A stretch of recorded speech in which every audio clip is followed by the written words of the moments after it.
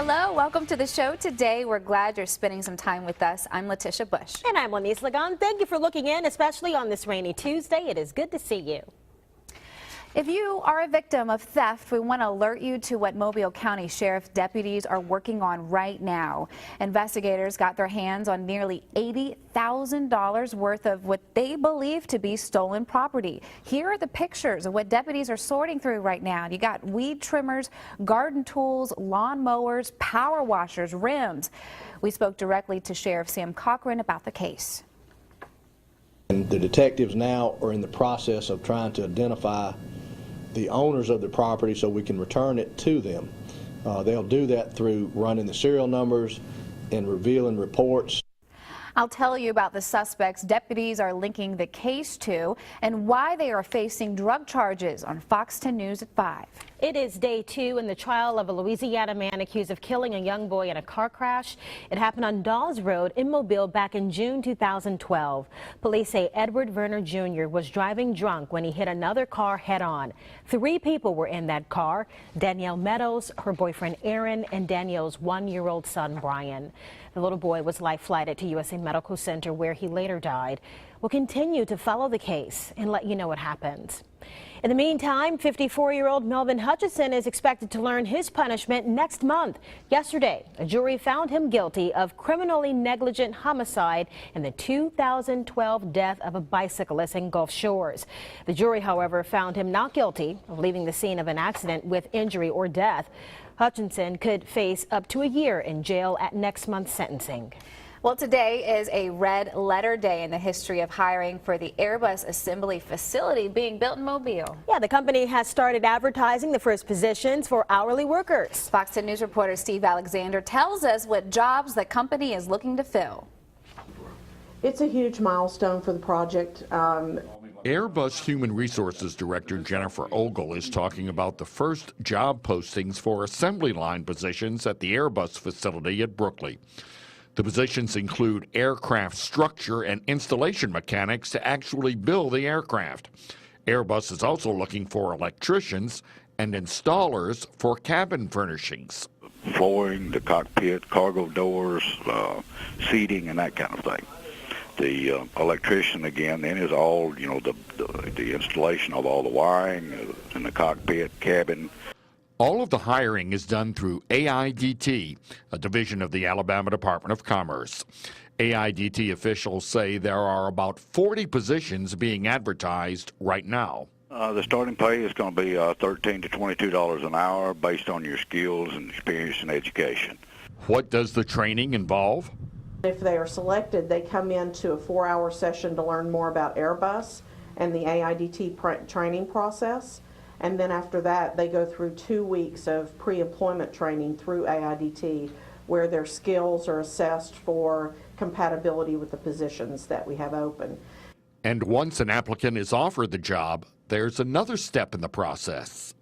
These positions, of course, will require some time in Germany after training. But Airbus says these job postings are just the beginning. And then we will be hiring in waves after that throughout the rest of this year and into 2015. Reporting from Mobile, Steve Alexander, Fox 10 News.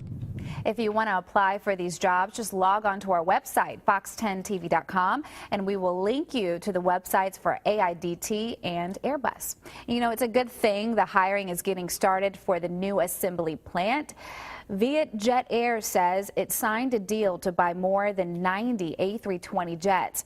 Those are the jets that will be assembled at the plant under construction at Brookley Aeroplex in Mobile. The deal includes confirmed orders for 63 of the single-aisle aircraft and 30 options to purchase. Vietjet Air will also lease another 8 A320s. Airbus CEO says the Singapore Air Show is important because Asian Pacific Airlines account for over a fourth of the company's sales. And over the next 2 decades, those airlines will need an approximate 11,000 new aircrafts worth $1.8 trillion. After 2 years of planning, the city of Orange Beach, the fire department, has officially begun its new residency program for young adults looking to become become firefighters. The program is for people ages 18 to 25. Students live together for 2 years to learn about the firefighting profession. We're told that program is modeled after other live-in programs around the country, but students will get unique training due to Orange Beach location and tourism industry. Orange Beach is a little bit unique as far as calls because we have a little bit of everything. We don't have many structure fires, but we have a lot of surf rescues. We have a lot of influx of visitors throughout the year at different times of the year. So our population can go from 8 to 10,000, and overnight we can have 150,000 in our condos. Coming up in about an hour on Fox 10 News at 5, we'll give you an inside look at the program, including where students are going to be living and also how they've started their training. Okay, homeowners, pay attention. Insurance, we know, can be expensive, right? Well, there are some things you can do to help bring down those costs, and we're talking about wind insurance specifically. The Coastal Alabama Partnership says state law requires insurance companies to give you a discount if you alter or build your home to better protect against wind damage. Now, there are some simple things to do that could help you save up to $300 a year. When you get ready to re-roof your home, if you'll bring it to a certain standard, code standard, and through fortification, and then if you're building a home, you're starting from scratch, so you can really build in some fortified building within your structure that can definitely give you up to 60% discount. All right, there are some FEMA grants to help homeowners retrofit their homes in Mobile and Baldwin counties. You can learn about those grants and other discounts too at a series of meetings that will happen over the next several months.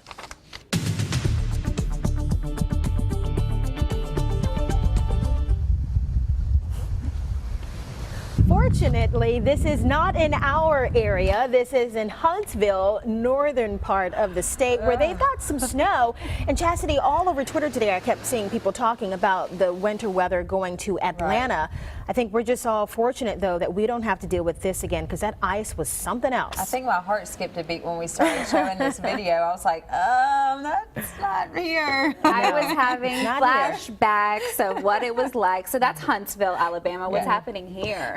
We're seeing a lot of rain, and Letitia came up to me earlier today and she said, it is just yucky out there today. It wasn't fun. I don't think many people would disagree. Yeah, very yucky. It was gray, rainy, but we have one day to get through next, and then we'll be on to some sunshine. All right. One more day, I promise. All right, let's go ahead and take a look at the radar right now. Shocker. There's some rain on the storm tracker we're seeing right now, mainly over the southern part of Baldwin County, over the Panhandle as well. We're also seeing some move in towards our area into our Mississippi counties. Should be there within the next 30 minutes to an hour. Let's go ahead and zoom into some of these locations. Now, if you're in downtown Mobile, maybe seeing a little bit of a mist, but just south of Daphne, a lone shower there. Now, getting over towards Baldwin County, you can see over towards, say, Seminole, Gonzales, starting to see some of this rain pushing off towards the east. Also getting towards 59 right now in between Foley and Gulf Shores, that little roadway there, starting to see a little bit of rain there. And Jason's putting some city names where it will be affecting in the next 30 or so minutes. Now,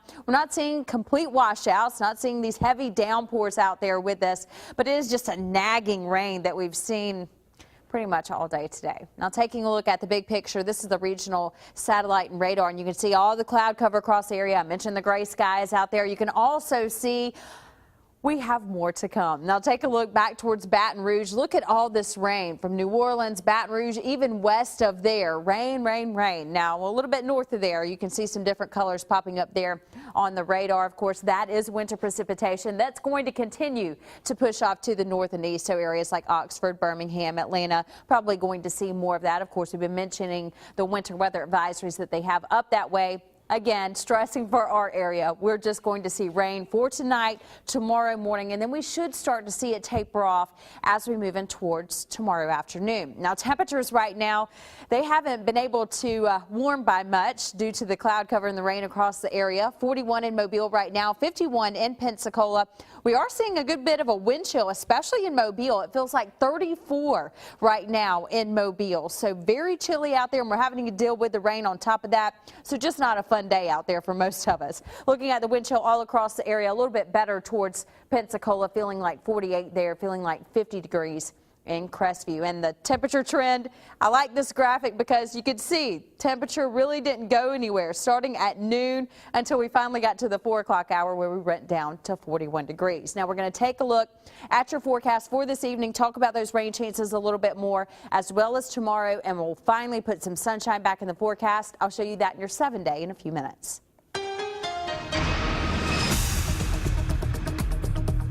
There's a fire burning following an explosion in Pennsylvania earlier today. Our own Bob Grip has some details on the blast. Bob, so what's going on? This is an enormous gas well explosion in western Pennsylvania. It sent one person to the hospital and left another person missing. Look at this. A Chevron spokesman says this gas well exploded this morning, sparking a massive fire about 50 miles south of Pittsburgh. About 20 people were working here at the time. One had to be taken to the hospital. One is still not accounted for. There's no word on the hospitalized worker's condition. Investigators are looking into what sparked this explosion, but crews at the scene say the intense flames have kept them from getting within a half mile of this site.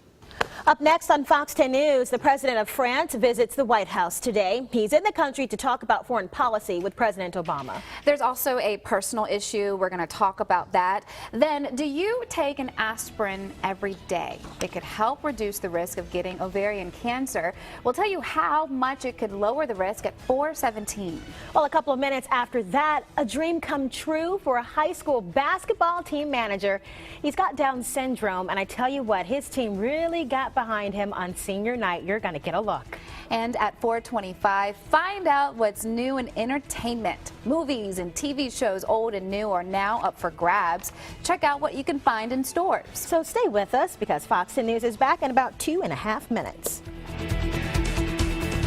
There's a fire burning following an explosion in Pennsylvania earlier today. Our own Bob Grip has some details on the blast. Bob, so what's going on? This is an enormous gas well explosion in western Pennsylvania. It sent one person to the hospital and left another person missing. Look at this.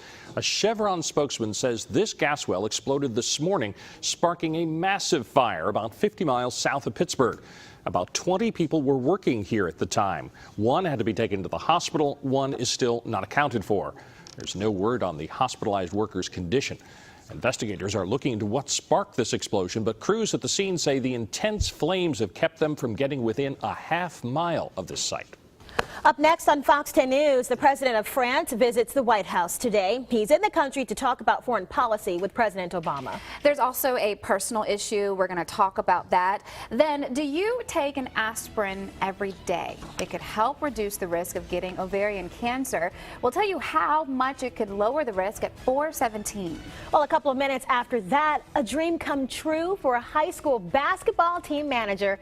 He's got Down syndrome, and I tell you what, his team really got behind him on senior night. You're going to get a look. And at 4:25, find out what's new in entertainment. Movies and TV shows, old and new, are now up for grabs. Check out what you can find in stores. So stay with us because Fox 10 News is back in about 2.5 minutes. Well, here's some useful info for you. Women who take a daily low dose of aspirin may reduce their ovarian cancer risk. Yeah, that's an added risk. A lot of people take it for prevention of heart disease, but this is new stuff coming from the National Institute of Health. Researchers looked at the use of aspirin among women and whether the usage was linked to a reduced risk of ovarian cancer. And they found women who reported using less than 100 milligrams of aspirin a day were 20% less likely to get ovarian cancer. Now keep this in mind. Researchers say you should still check with your doctor before starting your own regimen. Okay, I love stories like this. It was a dream come true for a high school basketball team manager who has Down syndrome. Now usually he's on the sidelines, but this time he hit the court and sank a three-pointer. Bruce Gordon shows us that game. There were 2 minutes to go in the last game of a disappointing season for Ben Salem High, and the Owls had an insurmountable lead. It was an unlikely time for a memorable moment, but then a funny thing happened. Kevin Groh, number 33, for 4 years a team manager, squared up and sank a three-point bomb. Oh, did I mention Kevin has Down syndrome? Had you ever dreamed of getting into a game, an actual real game? Yes, real game. Yes. You know, he's a gift to us. We learn more. We get more from him than we can give him. Kevin's coach, John Mullen, says this had been in the works for weeks. I said, Kev, I want to get you in a game for Ben Salem. And he puts his head down and goes, oh, geez. And he's like, I'm team manager, he said. I said, no, Kevin, I want you to wear the uniform and represent Ben Salem because you deserve this. He practices every day with us. He does the drills with us. We don't leave practice until Kevin makes a foul shot. On Kevin's next trip down the court, he clanked a three-point attempt. But an offensive rebound put the ball back in his hands for another bomb. He did not miss this one. You saw those folks cheering and clapping. What was that like? It makes me feel happy. Then another trip down the court. Another long-range jumper and another three-point field goal.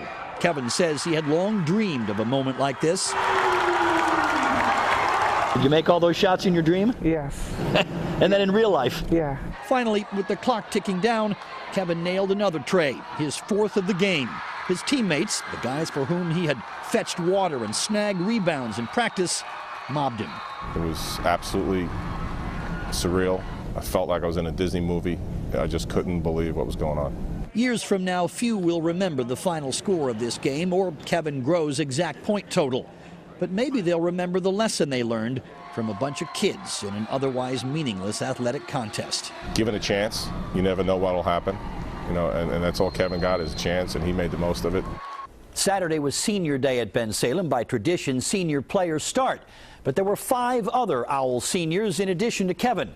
Coach Mullen tells me 3 of them volunteered to give up their spot so he could start the game and score an early bucket. Plenty of heroes in this contest.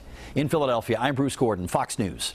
See, you got to visualize it. Go 33, go 33. He saw it in his dream and did it. And he practiced too. You saw him hitting all those threes. Well, a lot of movies and TV series are being released on DVDs this week. Stick around to find out what you could add to your collection. We've also got some sad news. Shirley Temple has passed away. More on the Tinseltown legend in a few minutes. President Obama is welcoming the president of France to the White House today for a formal state visit. The event has garnered a lot of media attention, not just from a political standpoint, but from a personal one as well. Mr. Hollande has been embroiled in a sex scandal back home, but the reason for today's visit is rooted in foreign policy. Fox News correspondent Michelle Macaluso brings us that story from Washington. Next, we've got a touching story for you. A boy with Down syndrome hits the basketball court for senior night. You're going to get a look at that game. And here's a question. Do you take an aspirin every day? A lot of people do. And research is showing it could reduce your risk for ovarian cancer. We'll have the story in about 2 minutes. Well, I woke up this morning to a breaking news alert that Shirley Temple had passed away. And the only thing I could think about was how many people she made smile. Yeah, you talked about how on your Instagram, like everyone had her face on your phone because she was arguably the most famous child actress in Hollywood history. In every bowl of soup I sing, lions and tigers watching me. Shirley Jane Temple was born on April 23rd, 1928 in Santa Monica, California. She starred in 4 massive box office draws before she turned 10 years old, commanding a then unheard of $50,000 per movie. Yeah, her publicist says she died peacefully at her home in Woodside, California from natural causes Monday night. She was surrounded by family and caregivers, and in her 32-year history in showbiz, Temple made 14 shorts, 43 feature films, and over 25 storybook movies. And everyone knows that smile. We'll never forget that face, for sure. Well, as Hollywood mourns the loss of such an icon, stars of some new movies are taking to the red carpet. How about that? The new RoboCop with Samuel L. Jackson making its Hollywood premiere in Tinseltown. The movie is set in the year 2028 when Omnicore is at the center of robot technology. Alex Murphy doing his best to keep up with the times when he's critically injured in the line of duty. Omnicore uses their science of robotics to save his life and transform him into RoboCop. The cast is reflecting on the empowerment of the RoboCop suit. It's gorgeous to look at, and it's really weird and funny and strangely substantive and has a ton of action, and it'll go toe-to-toe with anything in any of the multiplexes. RoboCop hits theaters tomorrow. Okay, here's a question. If you would rather watch something at home, we've got a number of movies, current and classic, along with TV programs. They're all coming out on Blu-ray and DVD this week. You just need to figure out what you want. That's right. Let's take a look with Fox's Dan Springer.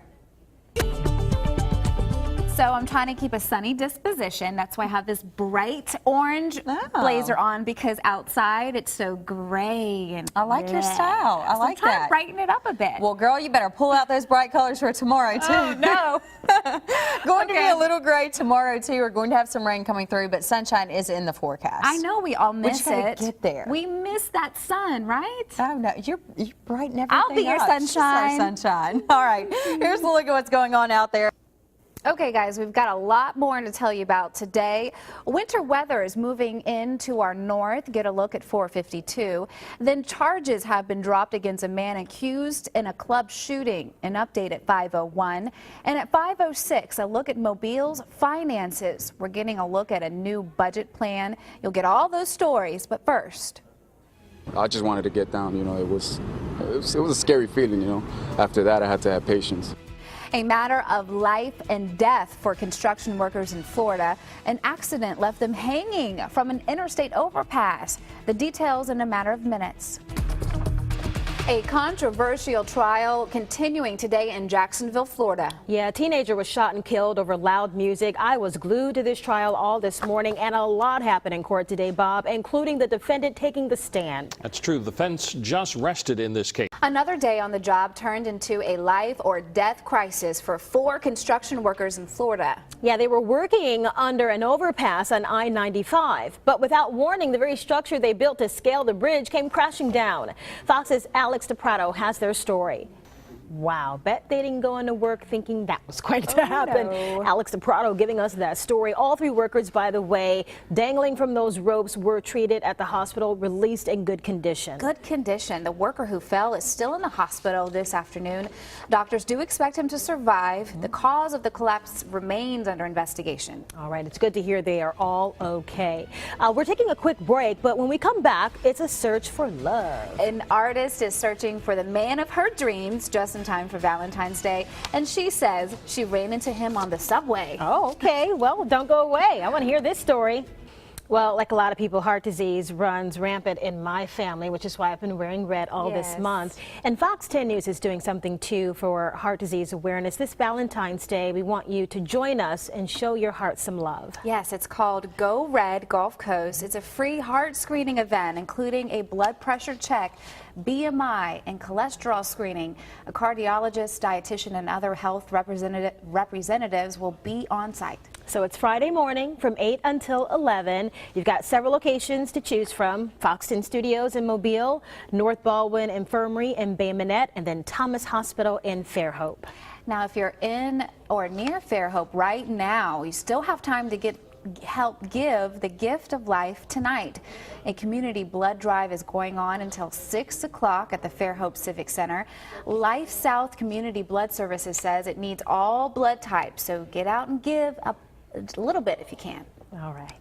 The string, okay, I can't wait for this. The sting of Cupid's arrow has launched a mission for an artist in New York. Chilean artist, I see. A misconnection on the subway train led to what she's calling action art. 3 days before Valentine's Day, she's hoping the project will lead her back to the man of her dreams. Andrew Ramos explains how. Oh, I think she wants to do more than give him his. I hope the guy's nice when she finds him, you know? That'd be a letdown. We'll see. He should know by now. Hey, guy with the nice hat, we're looking for you. With the nice hat. Yeah. Andrew Ramos shared that story with us. He says social media may help track down Maria's mystery man. Well, I wouldn't be shocked if it did. And she's asking anyone who sees him to post his picture on Twitter or Instagram with the hashtag missing love. I'm going to search that hashtag. New Jersey Governor Chris Christie's re-election campaign gets permission to raise new money to comply with an ongoing bridge scandal investigation. Now, investigators have subpoenaed dozens of Port Authority officials and members of Christie's staff.